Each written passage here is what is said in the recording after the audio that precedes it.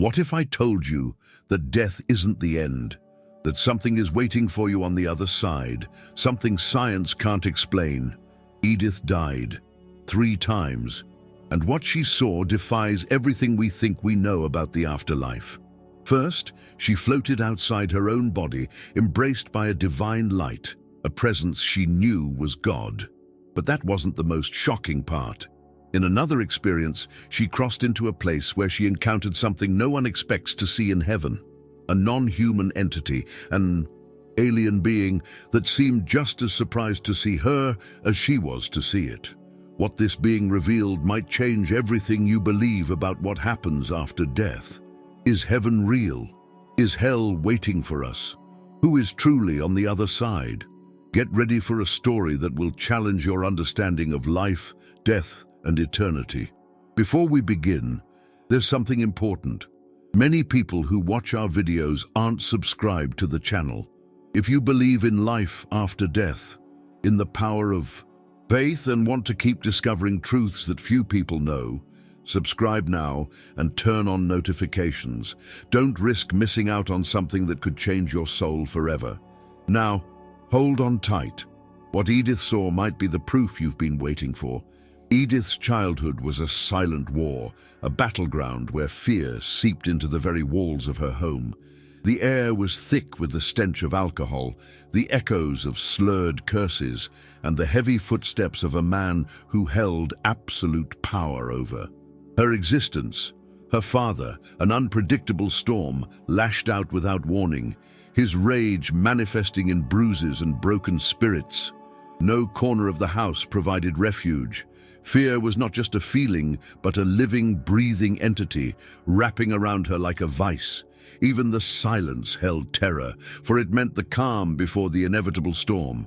Every slammed door, every creak of the wooden floor sent chills down her spine. She was not merely afraid, she was trapped, her life dictated by the volatility of a man who saw love only through control. Her mother, though physically present, was merely a ghost of a woman, existing in a realm of passive surrender. She never raised her voice, never intervened. Her silence was louder than any scream. When Edith came to her, blood trickling from a fresh wound, the response was always the same. A vacant stare, a sigh, a cup of coffee held too tightly between trembling hands. It was as if she lived in another world, one where this reality didn't untouch her, and Edith learned painfully and early that no one was coming to save her. Her sister Maria, older and bolder, had fought back until one night, staring down the barrel of their father's gun, she made her final stand. "Do it," she had whispered, daring him. He didn't pull the trigger, but the moment was enough.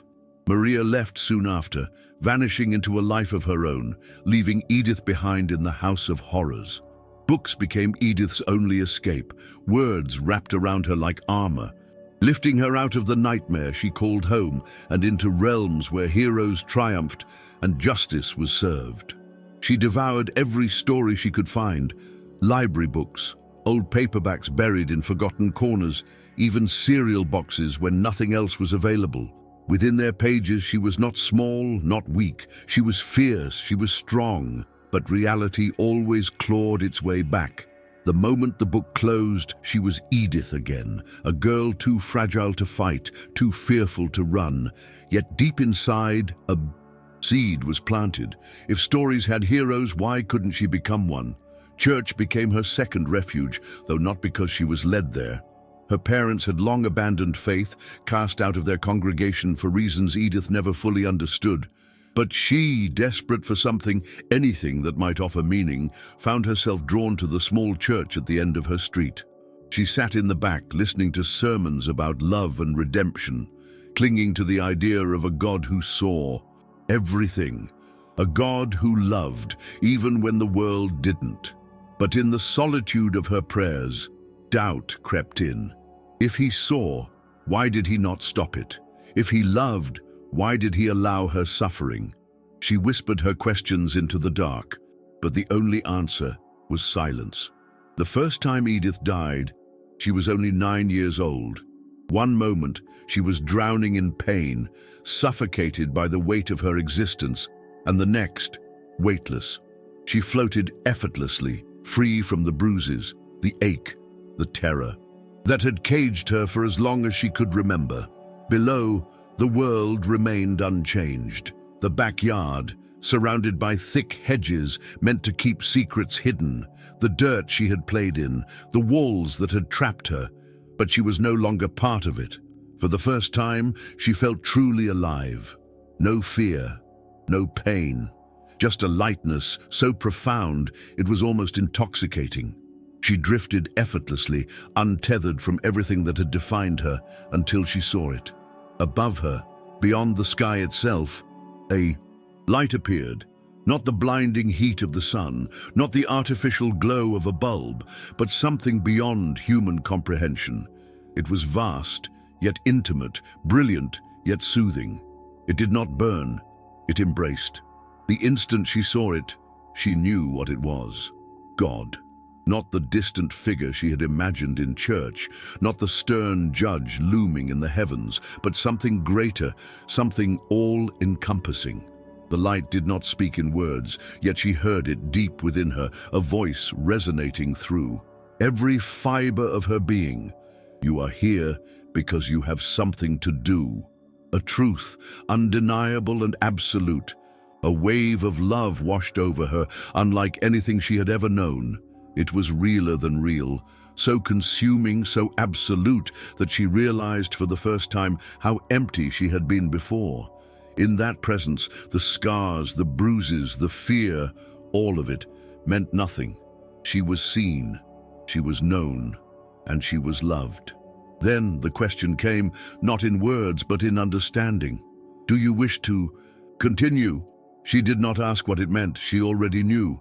She could stay, remain in this love forever, or return to the world she had left behind, but there was no hesitation. Yes, she would go back.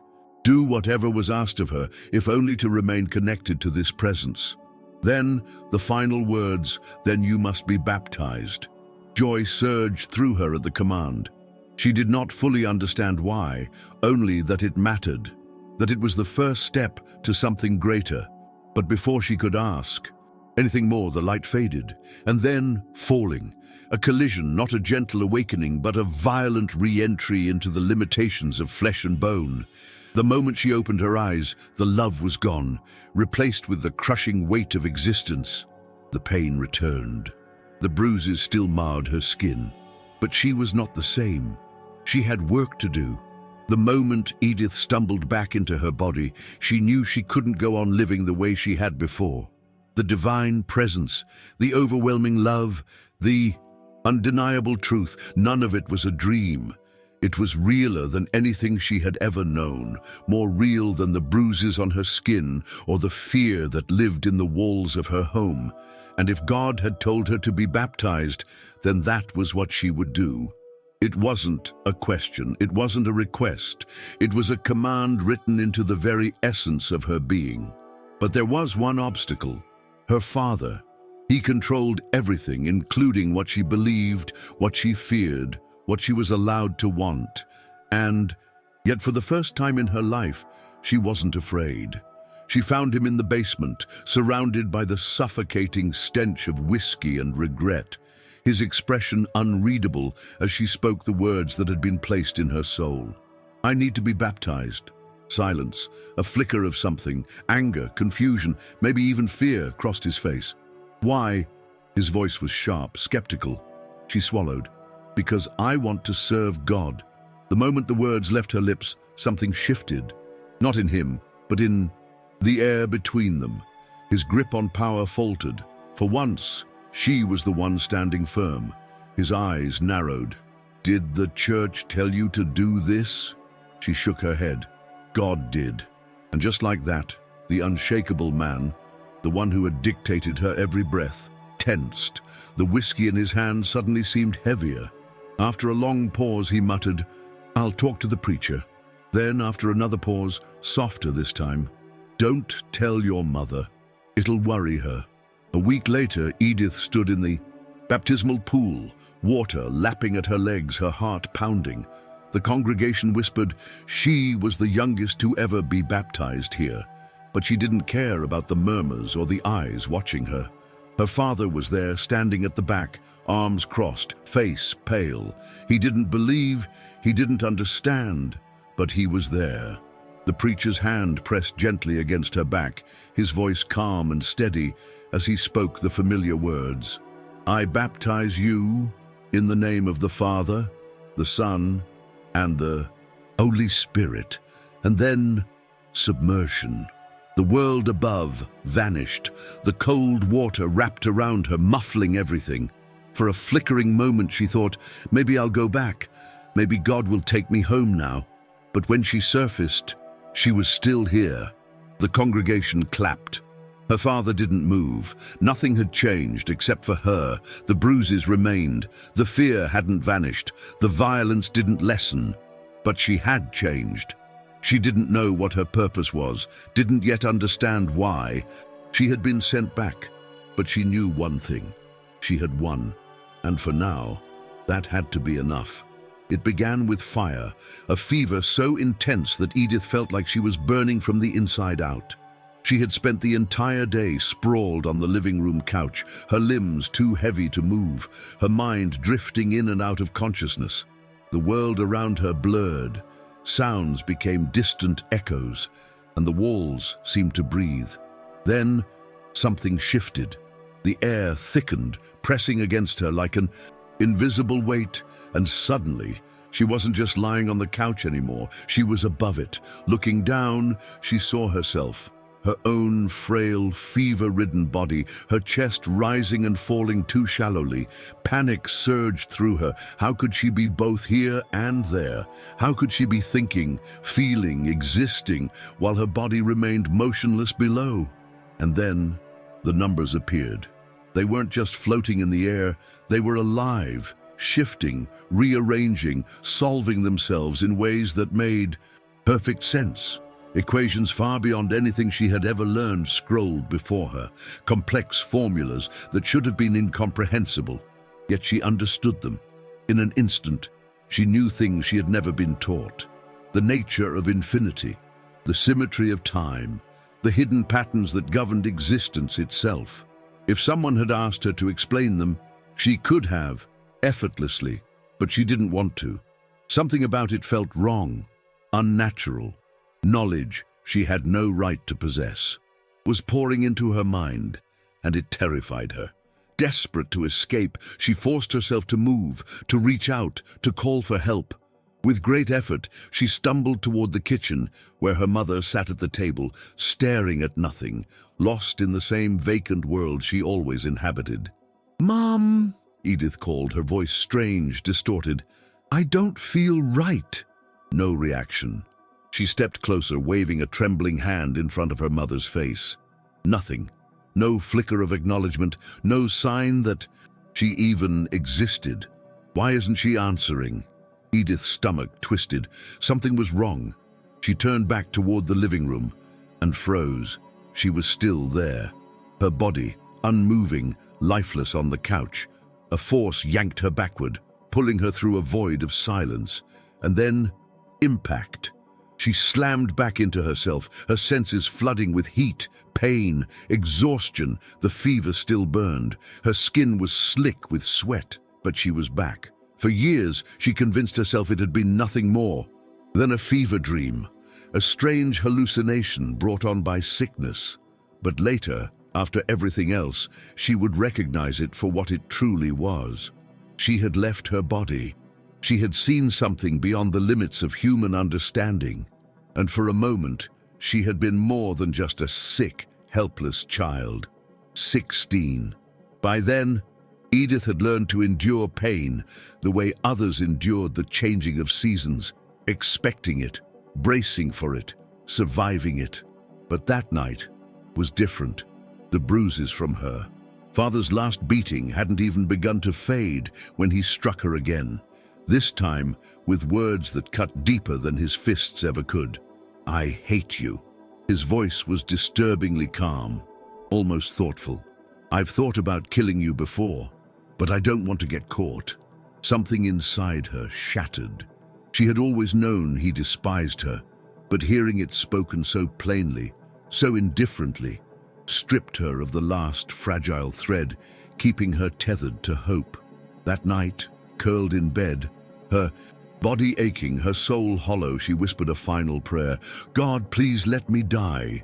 Then, pain, a sharp, crushing explosion at the base of her skull, so sudden, so unbearable, it felt as if the very fabric of her being was splitting apart. Her body tensed, every muscle locking in place, frozen in agony. And then, nothing. The weight of her body vanished. The bed beneath her disappeared. The entire world dissolved into a vast, infinite blackness. At first, she wasn't afraid. If this was death, it was peaceful in its own way, a weightless void, detached from everything she had ever known. But then the realization crept in. She was still thinking, still aware. She wasn't supposed to be aware. Was this hell? Was she trapped? Was this forever? Panic surged through her. She squinted into the darkness, searching for anything, a door, a light, a sign that something, anything existed beyond this endless void. And then it appeared. Not a tunnel, not a figure, but a presence. It wasn't outside of her. It was everywhere at once. Vast and overwhelming, yet impossibly gentle. It wrapped around her like warm water, like a whisper of eternity itself. And in an instant, she knew. This was God, not as a man, not as a voice, but as everything. And with that knowing came understanding. The entire universe unfolded before her, not in words, not in images, but in truth. She saw time as an unbroken thread, looping and folding in ways that defied comprehension. She saw suffering as a shadow cast by the absence of love. She saw herself not as a victim, not as a broken child, but as something eternal, something luminous, something worthy. And she laughed, because how had she not seen it before? She had always been loved. Even in her darkest moments, she had never been alone. But just as suddenly as the knowledge had come, it began to fade. She was being pulled back, drawn away, returning. She fought against it, desperate to hold on to this revelation, to stay in the embrace of the divine. But the choice wasn't hers. With a violent jolt, she slammed back into her body, gasping for air. The darkness was gone, replaced by the dim glow of her bedroom, the suffocating weight of existence pressing down on her once more. But something had changed. She wasn't just a girl who had survived, she was a girl who had seen. And though she didn't yet understand why, she knew one thing: her life wasn't meant to end that night. There was something more. When Edith crossed over this time, she didn't find herself in the vast, infinite darkness of before. This was different. She was still weightless, still detached from her body, but she was somewhere. A place unlike anything she had ever seen. The air shimmered around her, thick with an otherworldly glow, pulsing softly like a heartbeat. She was in a cavern, but not the kind carved by nature. This was deliberate, constructed, its walls smooth yet alive, shifting in waves of color that pulsed in hues of violet and silver. And then she felt it. Before she saw it, a presence, not human, not divine, something else. Stepping forward out of the shadows was a being unlike anything she had ever imagined. It was tall, impossibly slender, its body glowing with an ethereal luminescence that flickered and shifted like the colors of an aurora borealis. Its limbs were long and elegant, its face elongated, its eyes black, deep, endless, seemed to hold the entire cosmos within them. But what struck Edith most was not its appearance. It was its reaction. It hesitated. It was afraid. She could feel it. An unease radiated from the being, a wariness, as though she were the intruder, the anomaly. Then, without a sound, a voice entered her mind. Not spoken, not heard, but understood. "Are you going to stop hiding?" The words sent a chill through her, not because they were threatening, but because they were familiar. This wasn't the first time she had heard a voice in this way. God had spoken to her like this. But this was different. The presence was not warm, not all-encompassing love. It was observing her, studying her. She stepped forward, hesitant, her gaze locked onto the aliens. "You're beautiful," she whispered, her own voice distant, barely her own. The being did not respond. It only watched. Then she saw it. Behind the alien, embedded into the cavern wall, was a massive screen. No, not a screen, a window, glowing, shifting, displaying images that sent a shiver through her soul. It was her life. Every moment, every memory, every heartbreak and triumph played out before her, as though the universe itself was reviewing her existence. "Why do you keep trying to show me this?" she asked, her voice stronger now. "I already know about my life. I want to know about you." But the being didn't answer. It only turned its gaze back to the display, as if what was being shown mattered more than her questions. A new scene flashed before her. A stage, a crowd, her. She was standing on the auditorium stage at her high. School, the lead in the school musical, the center of attention. If she had died, the show would have been cancelled. The realization struck her like lightning. She mattered. Her existence had an impact, even in ways she had never considered. She had convinced herself that her absence wouldn't change anything, that no one would care. But here was proof. She couldn't leave. She wouldn't. And the moment she understood that truth, the cavern, the alien, the window to her life, all of it vanished. She was being pulled back, yanked through the void, through time, through space, an unseen force dragging her home, and then impact. A sudden, violent return to the weight of her body. Her chest heaved, her head pounded, and before she could stop herself, she lurched forward and vomited. She was alive. And somehow she knew what she had to do. The images had faded, the alien had vanished, and the cavern no longer existed. But the realization, the truth, remained. Edith was still weightless, still floating somewhere between existence and eternity. But now she knew why she had been shown those moments. She had spent her entire life believing she was insignificant, that her suffering had no meaning, that if she disappeared, the world would continue unchanged. But that wasn't true. The screen, the memories, the vision of her standing on that stage. It wasn't about the play. It wasn't about music or applause. It was about impact, about connection. If she had died, people would have felt it. If she had disappeared, there would have been an absence, a void. She had spent so long thinking of herself as powerless, but now for the first time she saw the ripples, the way a single presence could shift the course of 1,000 lives in ways unseen. How many others had been affected by her existence? How many moments had she unknowingly shaped?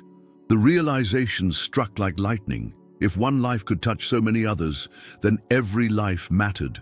She mattered, not because she was special or chosen, but because every soul carried a weight, a purpose, a reason for being.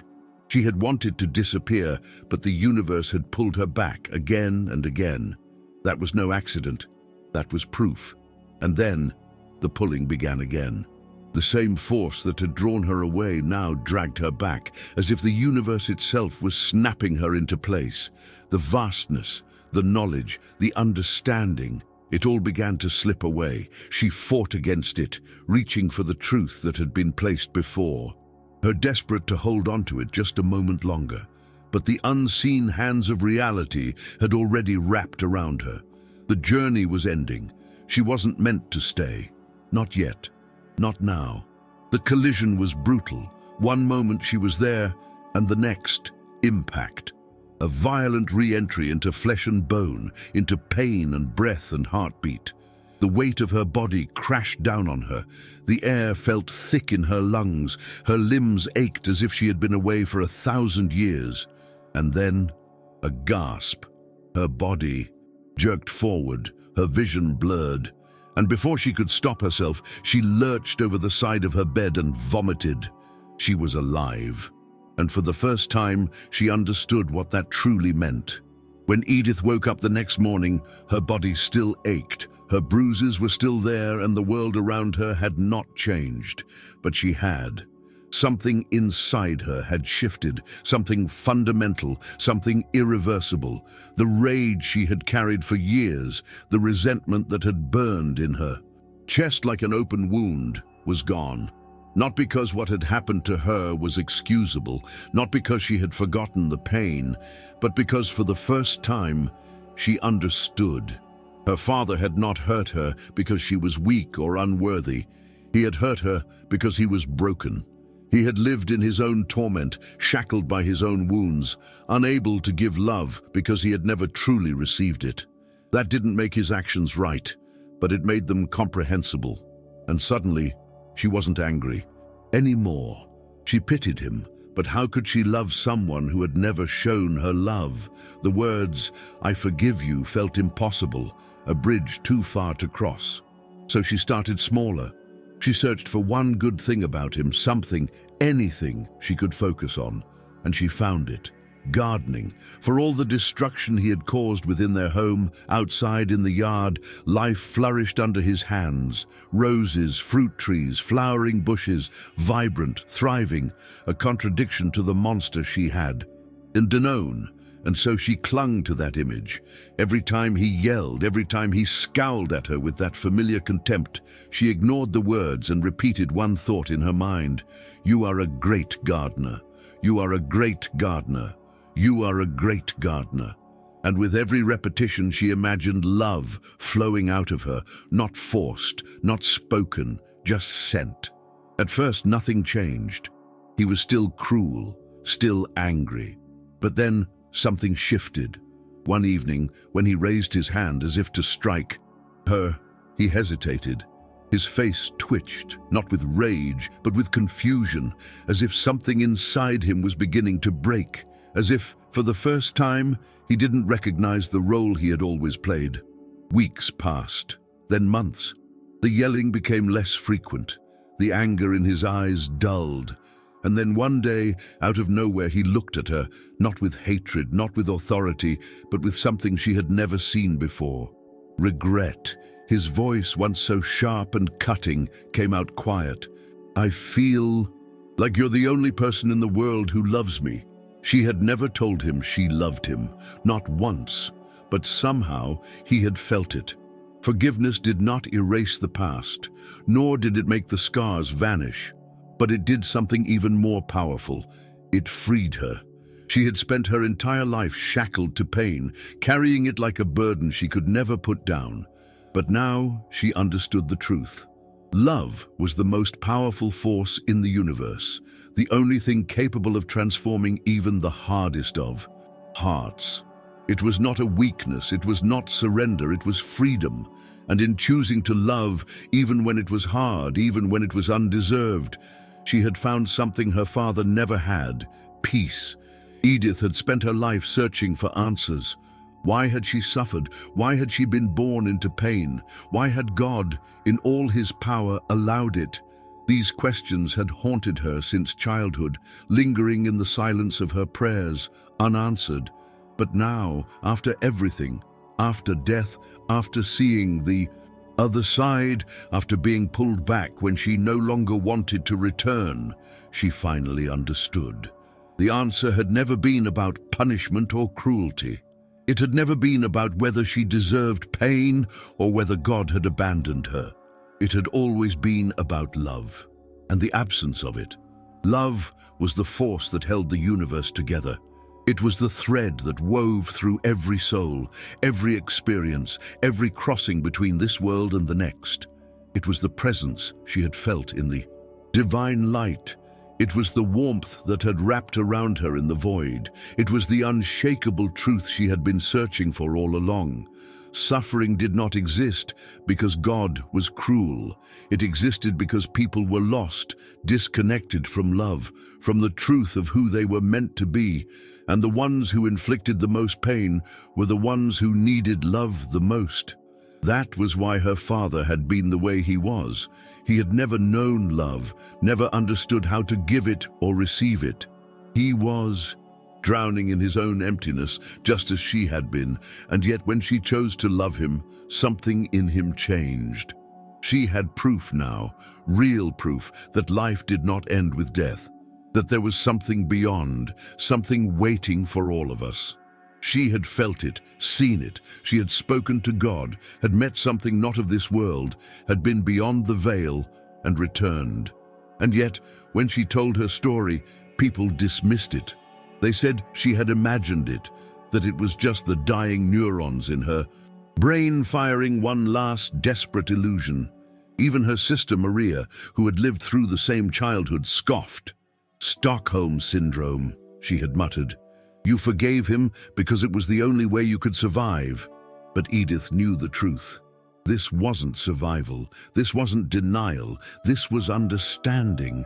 Not everyone would believe her. Not everyone was ready to believe. But that didn't matter. The truth was unshaken by doubt, unmoved by skepticism. She knew what she had seen. And if there was one final lesson she had taken from her journey beyond life and back, it was this: even in our darkest moments, when we feel abandoned, when the world seems empty and cold, we are never truly alone. Love is always there, waiting. We just have to open ourselves to it. What do you think really happens after we die? Is there something beyond this life that science can't explain? Have you, or someone you know, ever experienced something unexplainable, something that felt like proof of the afterlife? Share your thoughts in the comments below. Your experience might inspire someone else searching for answers. If you found this story fascinating, make sure to subscribe and turn on notifications so you never miss a new video. We're just getting started. There are so many more incredible near-death experiences that will challenge everything you thought you knew about life and death. And before you go, don't miss the next video on your screen. It dives even deeper into the mysteries of the afterlife. Click now and continue exploring the unknown. See you in the next one.